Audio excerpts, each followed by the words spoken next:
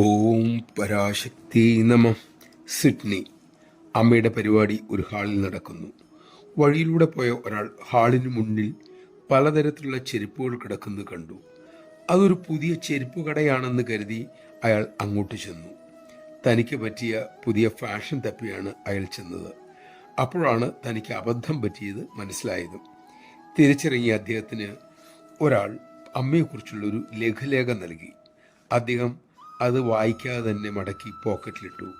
വീട്ടിലെത്തി അദ്ദേഹത്തിൻ്റെ ഭാര്യ വസ്ത്രം കഴുകാൻ തുടങ്ങിയപ്പോൾ പോക്കറ്റിലുള്ള ആ ലഘുലേഖ കണ്ടു. എടുത്തു വായിച്ചു. ഉടൻ തന്നെ അമ്മയെ കാണാനുള്ള ആഗ്രഹം ശക്തമായി. ജോലി ഒരു വിധത്തിൽ തീർത്ത് അവർ ദർശനം നടക്കുന്ന സ്ഥലത്തേക്ക് തിടുക്കത്തിൽ ചെന്നു.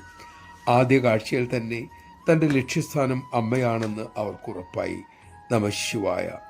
പാകമായാൽ, സമയമായാൽ അമ്മ ഏതെങ്കിലും വഴിയിലൂടെ തൻ്റെ മക്കളെ തൻ്റെ തിരുസന്നിധിയിൽ എത്തിച്ചിരിക്കും. ഉറപ്പാണ് കാര്യം. അമ്മ വിളിച്ചു വരുത്തിയിട്ടാണ് നമ്മളൊക്കെ അവിടെ ചെന്നത്. ആ സത്യം നാം മറക്കാതിരിക്കണം. എങ്കിലേ ആ തിരുസന്നിധി വേണ്ട വിധത്തിൽ ഉപയോഗിക്കാൻ നമുക്ക് സാധിക്കൂ. അതിനുള്ള വിവേകവും ശക്തിയും അമ്മ തന്നെ നമുക്കേകട്ടെ.